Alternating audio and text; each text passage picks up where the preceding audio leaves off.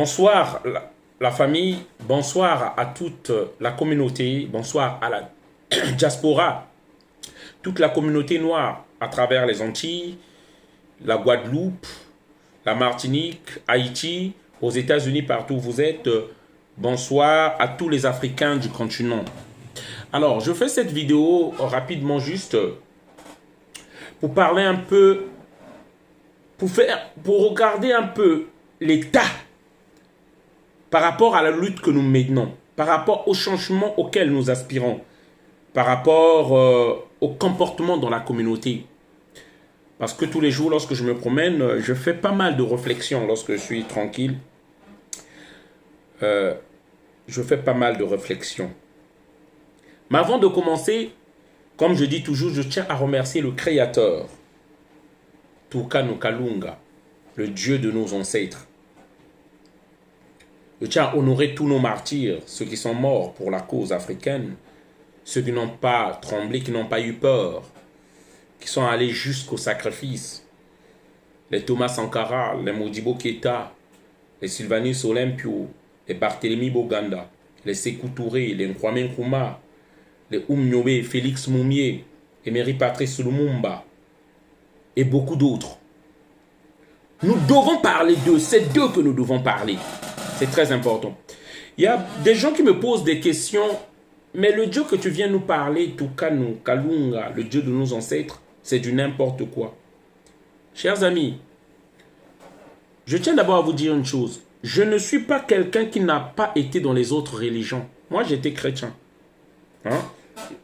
Je suis né là-dedans. Ma mère m'a montré que cette religion-là, que j'ai suivie jusqu'à mes âges 35 ans, j'étais dans ces religions-là, dans cette voie-là. Mais comme l'homme est appelé à réfléchir, j'ai lu, j'ai écouté les Omotunde, j'ai écouté les Jean-Charles Kouvi-Gomez, j'ai lu, ça a aiguisé plus ma curiosité, j'ai cherché, j'ai écouté plusieurs vidéos pour venir comprendre que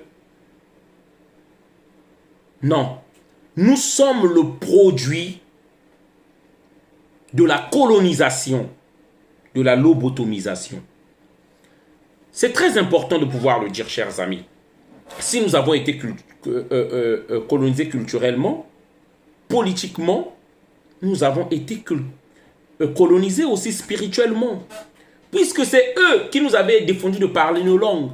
C'est eux qui nous ont obligés de croire en ces dieux-là. Nos parents n'ont suivi que la religion de leurs parents. Ainsi de suite. Et avant que l'homme blanc arrive, nos ancêtres avaient des croyances. Et comment des gens qui quittent une autre société pour venir dire à d'autres que ce que vous priez, ce n'est pas le vrai Dieu, priez ceci. J'ai fait que réagir ma logique.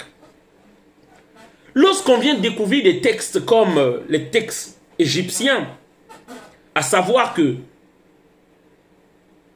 Osiris a été crucifié, que Osiris a été tué par Seth, que Isis a eu un fils sans avoir des relations sexuelles avec Osiris.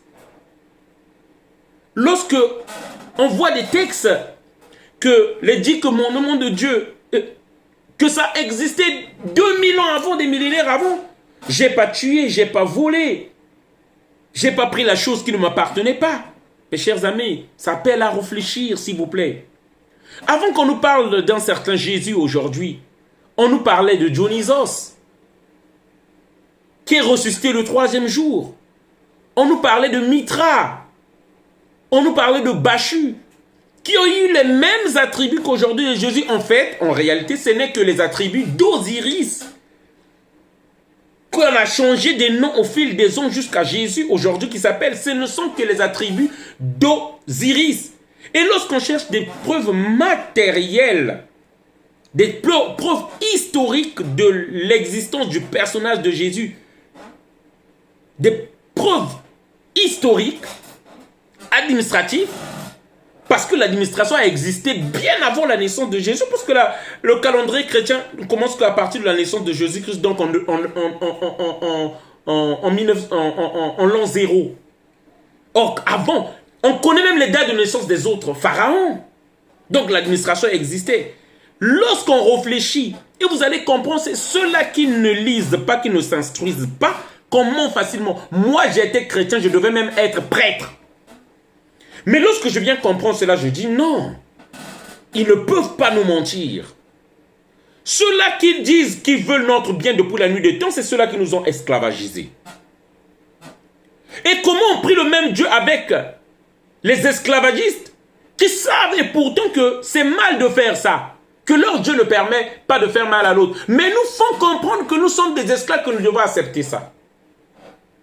Bon, bref, c'était entre parenthèses. Juste pour expliquer tous ceux qui se posent la question pourquoi Donald parle de Tucano Kalunga, Dimana, comme on l'appelle au Rwanda, ce n'est que le nom de Dieu. Nzapa en Sango, Ngakola en Sango. Ce n'est que le nom de Dieu. Ce qui est important, c'est la cosmogonie, la compréhension que nous avons de ce Dieu-là. Mais en tout cas, notre Dieu en lequel nous croyons, il est amour. Il n'est pas esclavagiste. Il est la représentation de l'autre qui est devant toi. Ça vient de nous, ça ne vient pas d'eux.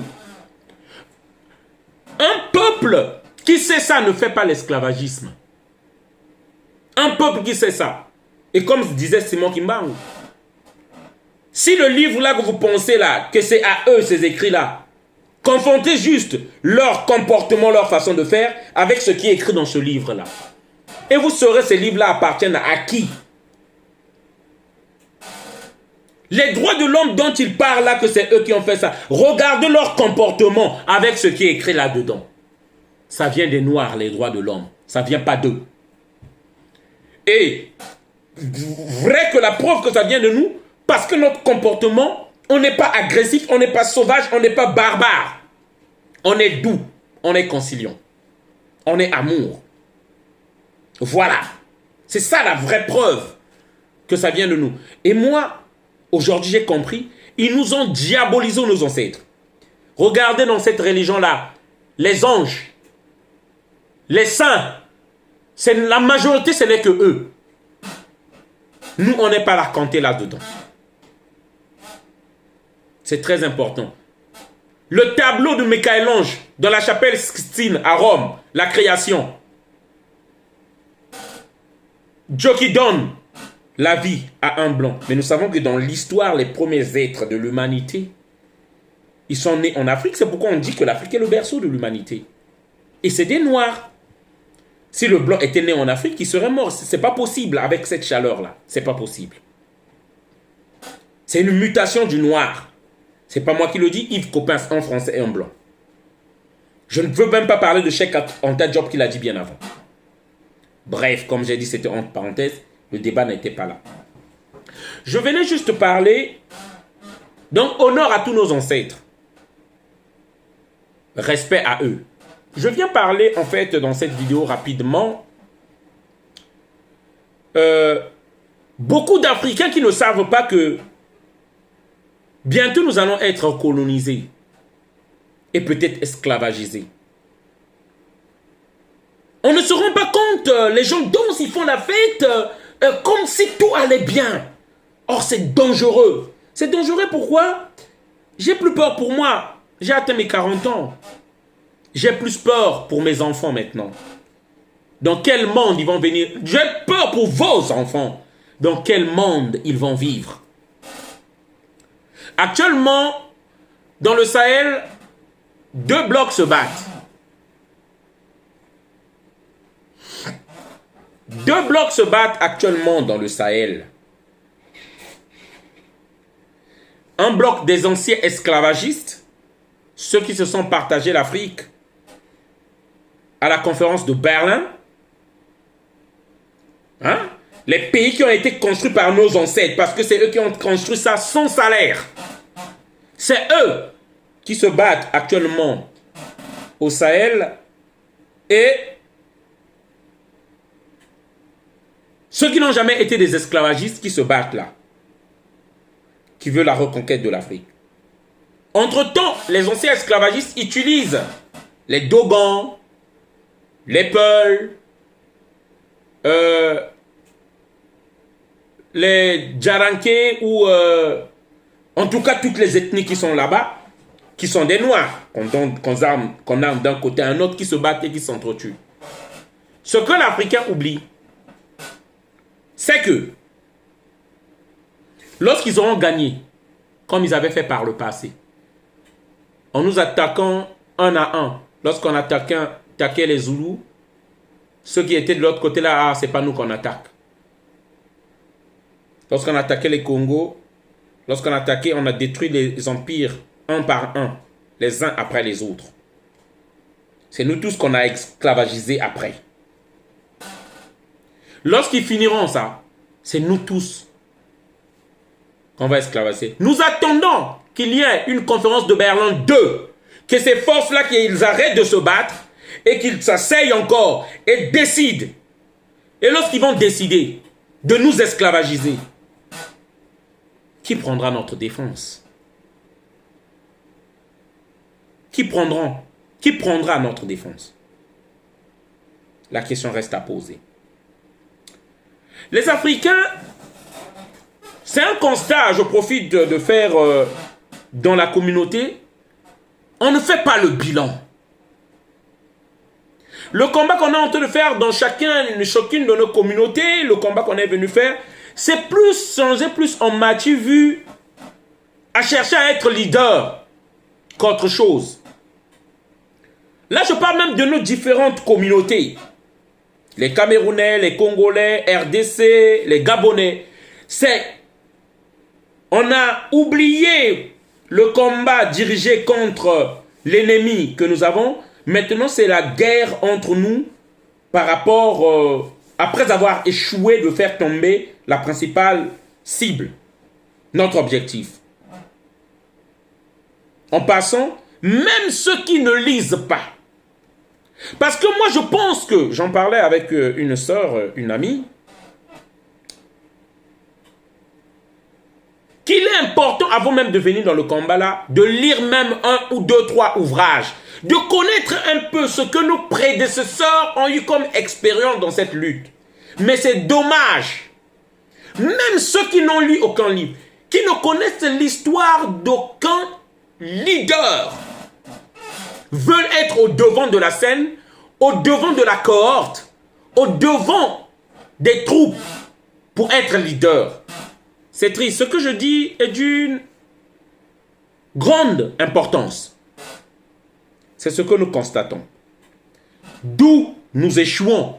Parce que ce n'est pas n'importe qui peut être devant. Sans avoir compris d'abord ce qu'a fait Marcus Garvey. Sans comprendre ce qu'a fait l'expérience de Malcolm X, de Martin Luther King, de Kwame Nkrumah, de Thomas Sankara, de Modibo Keïta ou d'Emery Patrice Lumumba. C'est dangereux. Chers amis, c'est lorsque nous allons comprendre tous que l'éveil de la conscience sera général que nous y arriverons. Donc je reviens sur ce que je disais. Chaque Africain ou tous les Africains, chaque Africain, on doit faire le bilan. D'où nous allons. J'ai eu à constater quelque chose dans les entreprises. Entre nous les Africains, lorsqu'il y a un Africain qui est devant, dans l'entreprise même où nous travaillons, il ne fait pas en sorte de faire monter ses frères pour qu'ils soient aussi à peu près au même niveau que lui. Non. Ce que j'ai remarqué, les Africains, moi je dois être juste moi là-bas, les autres doivent avoir des petits salaires et en bas, afin que moi je sois leur chef, que je leur domine. Or, ces personnes-là oublient. Tu fais de notre communauté des handicapés dans notre communauté. Tu deviens toi-même handicap. Aujourd'hui, si on ne respecte pas les Noirs, c'est parce que la majorité des Noirs sont pauvres. Parce que la majorité des Noirs n'ont pas la puissance économique. On va nous respecter lorsque nous tous, nous aurons assez de valeur. Lorsque nous serons solidaires entre nous. Lorsqu'il y aura la fraternité et l'amour sincère entre nous. Mais ce que j'ai remarqué, lorsque tu arrives dans les sociétés, tu vois nos frères, ce que nous appelons les Ndjibou, les rebeux, lorsqu'ils montent, ils tirent aussi son frère. À remarquer, la majorité, c'est eux qui sont plus même, qui ont pris des postes dans les entreprises. Un exemple, à l'époque où je faisais la préparation de commandes, j'avais remarqué, peut-être les autres ne remarquent pas ça, moi ce que j'avais remarqué, la majorité des chefs, ils étaient locodermes white, et après, plus il y avait plus de rebeux, et ensuite arrivait dans la préparation de commandes le travail difficile où les gens couraient, souffraient. Moi, c'est ce que je remarquais, je voyais. Hein. Il y avait plus de noirs. Des blacks. Ça, pour moi, c'était un indice qui me disait sur notre condition. Je ne sais pas que si vous aussi, vous avez remarqué ça, mais moi, j'avais remarqué ça. La majorité, vous allez... Si peut-être c'est un doute, vérifiez de vous-même. La majorité dans les entrepôts, la préparation de commandes, en majorité, ceux qui font le travail difficile dans la préparation de commandes, c'est les Renois. Moi, c'est ce que j'avais remarqué. Un autre indice que j'ai remarqué, lorsque je sortais dehors, lorsque je sortais après le travail, je remarquais ceux qui avaient des voitures un peu, des voitures bien. J'avais remarqué, personnellement, je peux me tromper, hein, je parle de la majorité. C'était les locodermes. Après, les rebeux suivaient les Renois qui avaient aussi des belles voitures. Là, je parle d'une majorité. Je voyais plus nos frères des Antilles, nos frères noirs de Kaourkera, donc des Antilles, de la Martinique, de la Guadeloupe. Hein? Ça me faisait, moi, réfléchir. Je me disais, il y a un problème au niveau surtout des Africains, des Noirs africains, des Africains noirs. Il y avait un problème. Moi, ça me trottait dans la tête, ça me faisait réfléchir tout ça. Je me suis dit, la majorité, on se faisait la guerre entre nous. L'idée, c'était pas que, regardez les autres, ils sont un peu plus avancés que nous. Rassemblons-nous, mettons-nous en unité et essayons de les dépasser. C'était pas ça. Mais la concurrence était plus entre nous, la guerre entre nous. Tout ça, ça me faisait réfléchir. Chers amis, il est temps, je veux dire par là qu'on se réveille vraiment, qu'on arrête la concurrence entre nous. Ça ne sert pas. La concurrence doit être, nous devons avoir une place respectable aujourd'hui dans le concert des nations. J'ai remarqué ça.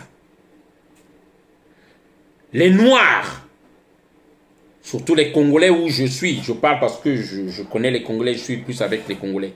Lorsqu'il est devant, ne cherche pas à tirer ses frères. Je sais que les Camerounais, c'est la même chose, les Sénégalais, c'est la même chose. Pour être mieux que les autres de sa communauté et qu'il cherche à les dominer. C'est ça qui l'intéresse le plus. Et les autres avancent. Ce que j'ai remarqué, c'est les autres.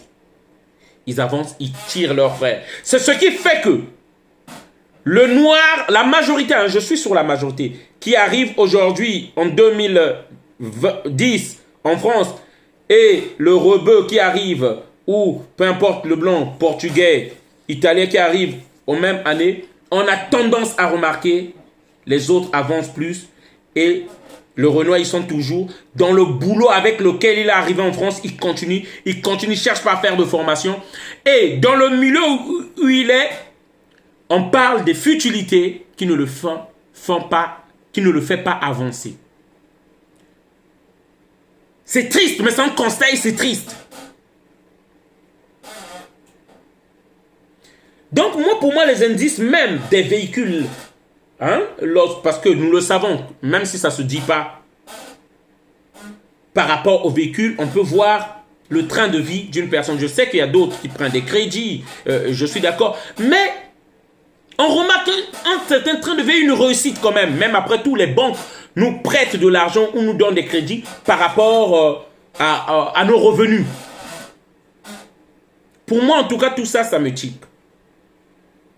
Il y a un problème aussi d'ingratitude dans notre communauté, chers amis.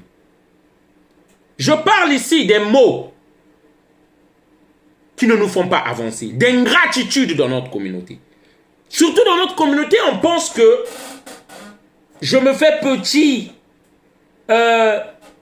poule mouillée ou malheureux lorsque j'ai encore rien. J'attends juste que les frères ou le frère m'aide à atteindre son niveau pour lui faire la grande gueule. Pour lui manquer de respect. Que j'atteigne son niveau pour lui manquer. Parce que lorsqu'ils arrivent, ces gens-là, ils sont toujours comme une poule mouillée, comme si le plus malheureux. Alors parce qu'il a encore rien. Mais il attend juste que tu l'aides. C'est pourquoi il y a des dictons chez nous. Celui que tu es en train d'aider, c'est ton futur ennemi. Si je parle de tout ça, parce que moi-même j'ai été victime de plusieurs fois. Sincèrement, je ne vous le cache pas, chers amis. Tout ne se dit pas par rapport à l'image que nous avons aujourd'hui d'être porte-parole d'une partie de notre communauté. Mais ça rend triste. Mais si j'en parle, c'est parce que nous devons changer que nous puissions réussir. Nous devons réussir. La mentalité, comme le disait une fois le professeur Jean-Charles Couvi-Gomez, le noir est plus éloigné actuellement de la mat que les autres. Parce que comme on dit, là où il y a la misère, on trouve plus des mentalités pourries.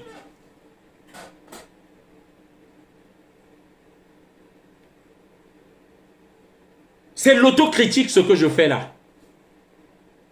Je ne veux pas dire que des bonnes choses sur notre communauté, parce que nous-mêmes, nous sommes à revoir. Il y a beaucoup de choses que nous sommes censés changer. Chez les Chinois, vous savez, lorsqu'on te prête l'argent, tu es dans l'obligation de le remettre. Lorsque tu ne rends pas cet argent-là, il y a beaucoup qui ont perdu la vie. Il y a beaucoup qu'on a exclus de la communauté parce que tu es une honte. Parce que tu n'arrives pas à remettre l'argent. Parce que c'est la conscience, c'est les bonnes manières qui font avancer toute une communauté. Lorsque vous laissez faire les mauvaises manières dans une communauté, c'est ça qui fait pourrir une communauté. Je veux dire par là, par exemple, sur le prêt d'argent. C'est triste de le dire. Dans notre communauté, lorsque tu prêtes de l'argent à un ami, en majorité, tu perds ton argent et tu perds l'ami. En majorité, souvent, les gens qui viennent prendre l'argent, ils ne viennent pas remettre cet argent-là avec la même humeur qu'ils sont venus, qu'ils cherchaient à prendre cet argent-là. Vous savez, je vais vous parler d'une histoire que j'ai vécue moi-même. Je ne vais pas dire son nom, parce que je le protège encore. Je ne vais pas dire le nom de ce frère-là, parce que je le protège encore. J'ai un cœur. Aujourd'hui, je n'ai plus la force, je suis sincère, je n'ai plus la force de constamment aider les gens.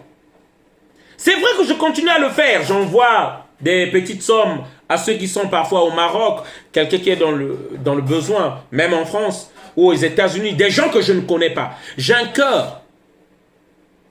Il ne faut pas qu'on me raconte trop les problèmes des gens. De peur. C'est pourquoi j'aime pas trop savoir. De peur que je cherche à aider parce que je ne sais pas tellement dire non. Je ne sais pas tellement refuser une aide. C'est pour ça que parfois je ne cherche pas à savoir. J'ai un cœur vraiment. C'est comme si c'est une punition, je dois faire du bien. Je dis bien aujourd'hui, c'est un défaut. C'est un défaut pour moi-même, c'est un défaut. Parce que j'en ai subi les conséquences et beaucoup. Je vais prendre un exemple. Avant, il y avait des gens qui venaient me voir souvent. Donald, de la famille hein, et des amis surtout. Je veux aller prendre un billet, je vais partir au Congo, mais ma banque m'a bloqué, j'ai pas de chéquier, la carte on m'a bloqué, souvent parce que surtout dans notre communauté, surtout chez les Congolais, il y en a beaucoup qui ont ce problème-là. La banque les a bloqués à cause des crédits non remboursés, des problèmes d'argent. La banque les a bloqués, leur a donné une petite carte où ils ne peuvent pas faire des grands retraits. À cause des crédits qu'ils ont qu'ils n'ont pas pu payer. Donc des frères venaient me voir souvent, des filles, des amis. J'aidais, je partais, je donnais mon chéquier à moi. Oh, je vais te donner à la main le billet, l'argent. Je vais te donner à la main le billet.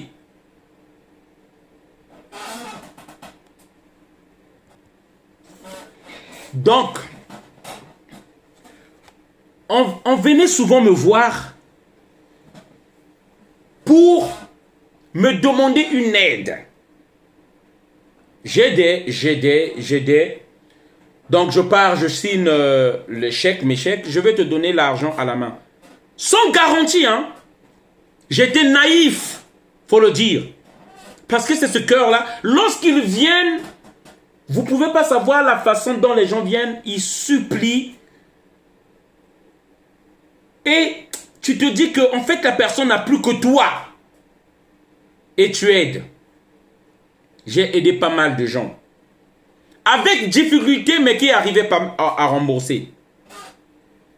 Mais il y a une personne qui est venue m'aider. Pardon. Il y a une personne qui est venue me voir. Il y a 4 ans. Cette personne-là est venue me voir qui voulait partir à Brazza. Je ne vais pas dire son nom.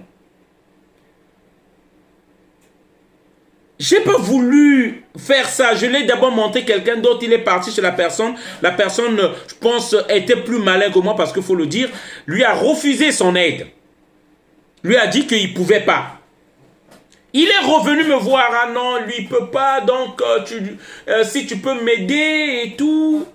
Si tu peux m'aider, aide-moi à prendre ces 2 billets-là. J'avais beaucoup hésité. Si j'en parle, parce que ça me fait mal. Ça m'avait mis dans des sérieux problèmes. Dans des sérieux problèmes à cette époque-là. Donc, il m'a un peu forcé la main. Je dis bien, ce n'était pas une dette qu'il venait me demander. Il venait me demander un service. Et il m'avait remis 3 chèques à l'époque. 3 chèques. Or, c'était des chèques en bois. Des chèques en bois. Moi, naïvement, je ne savais même pas, je suis parti signer. Un frère de la communauté. Pour me rendre lorsqu'il est parti au pays, je l'ai pris 2 billets. À l'époque, les billets, ça faisait 1600. 1600. Les 2 billets. Air France. Naïvement parce que j'ai voulu aider. Je dis bien, ce n'était ni une dette. Il ne m'a laissé aucune garantie que ces chèques-là, or c'était même des chèques en bois. Je l'ai aidé. La personne, dit-on que c'était tellement urgent, est partie à Brazza, est revenue. Mais pour me rendre cet argent-là, j'ai été obligé de faire appel à un frère à moi, qui est parti le voir. Je ne sais pas si c'est la honte, ou comment, à qui il a pu remettre au total 800 €. Jusqu'aujourd'hui, il est parti avec les 800 €. Parfois, lorsque je reste tranquille, souvent, je veux m'énerver ou penser des mauvaises choses sur la personne. Mais je me rappelle toujours ce qu'on me dit. Tu n'as pas le droit, toi, Donald, de penser une mauvaise chose pour une personne. Car le malheur va l'arriver. Et je vous jure, au nom de nos ancêtres, si moi, là où je sais que j'ai raison, si je pense quelque chose de mal pour la personne, ça va lui arriver. Je sais de quoi je parle. Et à chaque fois que je veux penser ça, j'évite. Parce que je sais que j'ai raison à 100% et que si je pense qu'il fasse un accident, ça va me tomber dessus. Ça va me tomber dessus parce que c'est moi qui aurais fait ça. J'évite de penser ça. Mais si je fais cette vidéo pour vous dire, regardez la moralité dans notre communauté. Chez les Chinois, ça se fait pas, c'est une honte. À cause de ce comportement-là, aujourd'hui, plus jamais je donne encore mon chéquier à qui. Il y a des gens, que tu sois de ma famille, des amis, jamais. Au moins que tu sois peut-être ma mère et qui a un problème de maladie, ou un parent à moi, de la famille qui a un problème de maladie, peut-être je pourrais le faire, mais en tout cas, je m'étais juré, plus jamais j'aiderai encore quelqu'un dans ce sens-là. Il y a des gens qui ont essayé, j'ai dit plus jamais je ne le fais plus. Ça me fait mal de refuser parfois une certaine aide à des gens parfois bien. Mais je ne peux plus. J'ai peur que je retombe là. À l'époque, je dis bien il y a 4 ans, j'étais aux ascédiques. Vous voyez l'aide des ascédiques que vous recevez pour rembourser cet argent-là. J'ai peiné, j'ai souffert. Cette personne-là, je ne lui avais pas prêté cet argent-là. J'avais eu juste pitié. En fait, mon seul tort, j'avais eu juste pitié d'aider cette personne-là. Mon seul tort, c'est l'amour et le respect que je donnais à cette personne-là parce qu'il venait avec un gros véhicule, une belle voiture. Parce que je lui ai fait confiance pour sa moralité. Parce que je lui donnais trop de respect. Je me disais, lui, il ne peut pas faire des choses comme ça. Parce que c'était un grand frère que j'aimais bien. Je n'étais pas obligé de l'aider. Je pouvais dire non, j'ai rien, j'ai des problèmes. J'étais pas obligé. Mais jusqu'aujourd'hui, la personne se promène. Peut-être lorsqu'il va voir cette vidéo-là, il va se reconnaître. Et il va bientôt dire que oui, tu commences à faire des vidéos. 4 ans! Lorsqu'on veut rembourser l'argent de quelqu'un, tu l'appelles, tu lui demandes son numéro, soit de compte, ou soit son numéro, son nom. Tu lui fais un western, MoneyGram ou peu, vous ne voyez pas, tu lui as remboursé son argent. Lorsqu'on a peur de Dieu, lorsqu'on a peur, lorsqu'on a des valeurs dans la vie. Ce grand frère-là, ce frère-là, je n'ose même plus lui parler. J'ai perdu un frère, un ami, un grand frère. J'ai perdu mon argent. C'est ça notre communauté. Je voulais quand même en parler. Je dis bien, je l'ai aidé, je n'étais pas obligé. Il ne m'avait pas mis un couteau. J'avais dit juste que je vais faire quelque chose de bien pour lui, pour nous montrer que je suis prêt à faire quelque chose de bien. Il va me rendre mon argent tel que je le vois. Il ne peut pas faire ça. Il a les moyens, il a une belle voiture, il a les moyens. Il m'a fait ça. Jusqu'aujourd'hui, la personne est partie avec les... Moi, le problème, ce n'est même pas les 800. Mais le problème, est-ce que la communauté peut évoluer comme ça avec des gens qui se comportent comme ça? Est-ce que nous pouvons avancer? Voilà, parce que moi, j'ai plus de confiance et j'ai perdu la confiance et je n'ai plus la volonté d'aider encore quelqu'un. J'ai peur parce qu'il n'y a plus de confiance. J'ai peur. C'est pourquoi je voulais faire cette vidéo-là. C'est triste. Je ne vais pas dire son nom. Peut-être à l'avenir, je verrai si je le dirai, mais je ne veux pas dire son nom. Mais voilà ce que... Donc là, je dis bien à cette personne-là, si j'aide plus les gens jusqu'aujourd'hui, et je ne pourrai plus jamais le faire, c'est à cause de toi. C'est à cause de toi que je ne peux plus aider les gens. Que les ancêtres écoutent, que ceux qui les babibas écoutent. Si moi, je ne peux plus aider les gens, je ne peux plus prendre mon chéquier, aider les gens, même une personne est dans la merde et souffre, c'est à cause de toi. Parce que j'ai aidé, je continue à aider. Mais à cause de ce que tu as fait, je ne peux plus aider. J'ai peur. Parce que je ne suis pas encore assez riche. Parce que moi aussi, je travaille. Je cherche à gagner honnêtement mon argent. Parce que si je ne cherchais pas à gagner honnêtement mon argent, je serais riche aujourd'hui. Si je ne cherchais pas à rester dans le droit, dans l'honnêteté, à faire ce combat-là, ce combat de valeur que nous faisons, je me serais tué depuis longtemps et j'aurais pris l'argent. Et tu le sais. Parce que là où tu étais parti, on te l'avait dit. On t'avait dit. Si j'avais accepté tout ça, je serais riche aujourd'hui, j'aurais plus de problèmes. Même les histoires des Africains ou des Congolais, ça ne sera même plus mon problème. Mais parce qu'on veut rester digne et gagner honnêtement notre argent. Donc, chers amis, voilà. Parce qu'elle est devenue déjà trop longue, j'allais continuer encore à parler pour vous raconter d'autres exemples. Mais comme je vais la mettre sur YouTube, je me garde de ne pas dire le nom du frère pour le protéger parce que je ne suis pas comme ça.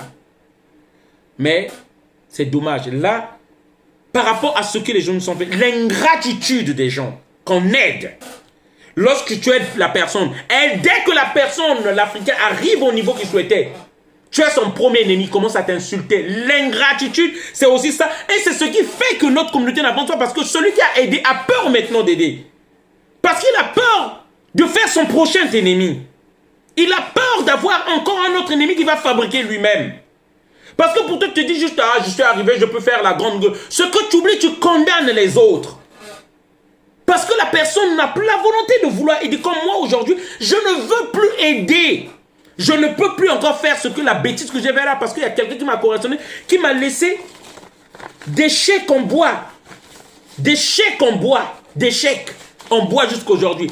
Et lorsque j'ai fait entrer les chèques,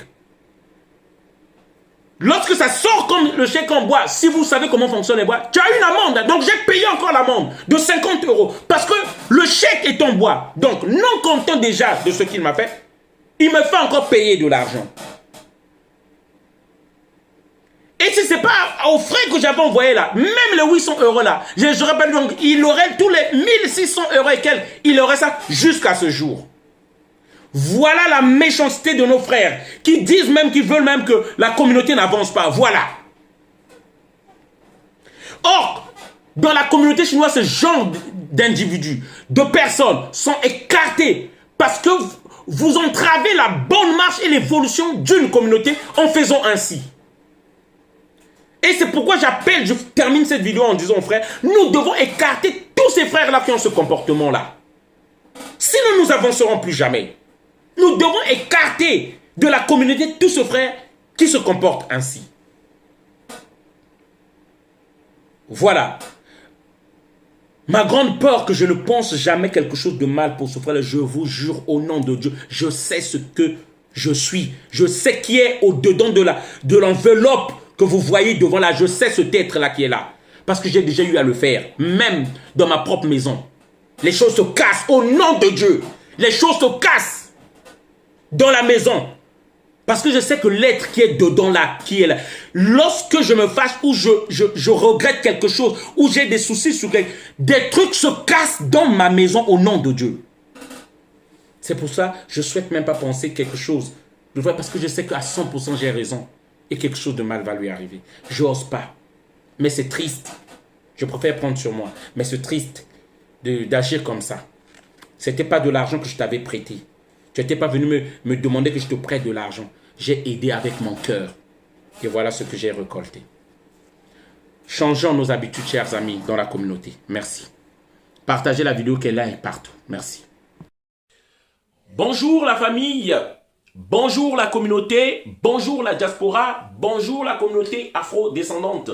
Voilà, je viens encore une fois de plus vers vous. C'est Donald Ngouma, Imperator, l'homme du métro, pour vous apporter une bonne nouvelle. Le combat sur les bases de l'économie, de l'entrepreneuriat, des finances est sur la bonne voie. Après avoir été en Belgique pour soutenir l'entreprise de la Twins, nous sommes aujourd'hui pour soutenir un frère qui est dans les assurances, Fly Assurance. C'est une assurance de la communauté africaine. C'est une assurance des afro-descendants. C'est une assurance des panafricains. C'est un Africain engagé dans la lutte, qui a compris la lutte, qui est dans ce domaine-là. Voilà, c'est cette nouvelle-là que je vais vous apporter ce matin. Mais je tiens toujours à glorifier d'abord Nzambian Pungu Tulendo, le Dieu de nos ancêtres, Tuka Kalunga, comme on l'appelle en Sango Ngapa.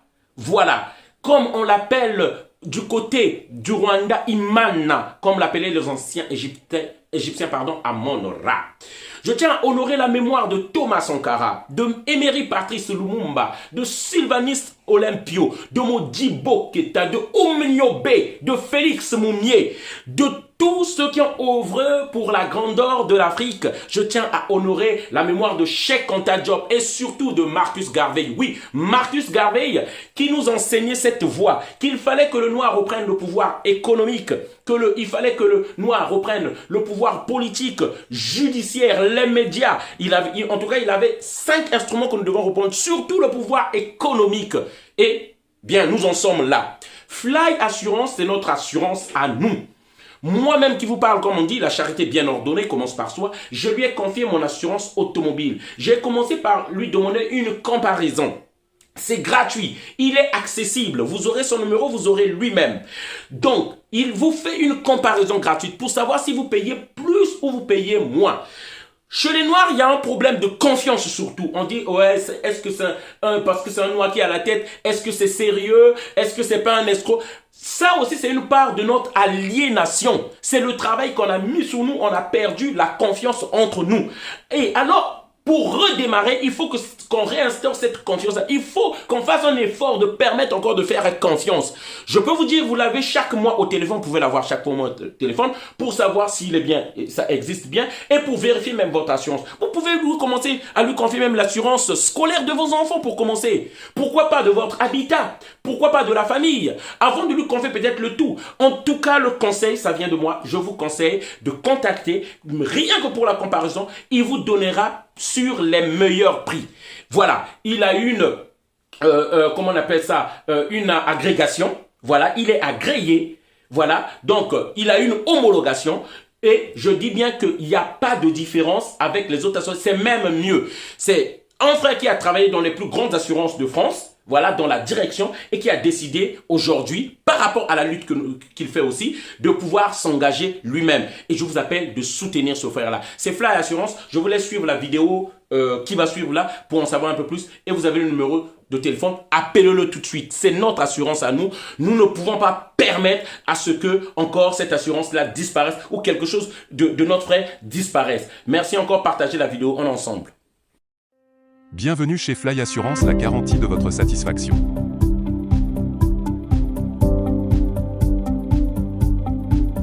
Nos offres d'assurance pour les particuliers. L'assurance responsabilité civile de Fly Assurance vous protège des dommages causés à autrui. L'assurance famille vous aide à protéger votre famille contre les aléas de la vie. L'assurance auto de Fly Assurance est une offre sur mesure conçue pour répondre à vos attentes et à votre budget. L'assurance multirisque habitation de Fly Assurance protège votre logement et l'ensemble des biens matériels qu'il contient. L'assurance santé vous garantit le remboursement de toutes vos dépenses de santé. Fly Assurance vous propose des contrats d'assurance avec toutes les garanties. Nos offres pour les entreprises.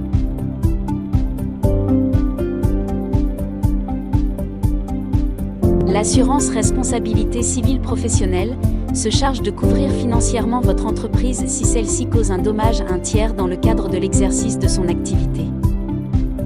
L'assurance responsabilité civile professionnelle est obligatoire. L'assurance multirisque industrielle de Fly Assurance, c'est la solution qui protège les industriels contre tous les risques liés à l'exercice de leurs activités. La garantie décennale est une responsabilité qui pèse sur les constructeurs à l'égard des maîtres d'ouvrage. Elle couvre les dommages survenus après la réception des travaux par le maître d'ouvrage pendant 10 ans. L'assurance marchandises transportée de Fly Assurance offre la couverture adéquate lors du transport de vos marchandises. L'assurance responsabilité civile des mandataires sociaux protège le patrimoine personnel des dirigeants en cas de mise en cause. L'assurance flotte automobile permet de couvrir plusieurs véhicules à partir d'un seul contrat. Fly Assurance, l'agence 100% digitale. Nous vous aidons à trouver les polices d'assurance qui vous conviennent, afin que vous ne payiez que pour ce qui est nécessaire. Pour tout complément d'information, contactez-nous au 06 17 85 62 33. Fly Assurance, la garantie de votre satisfaction.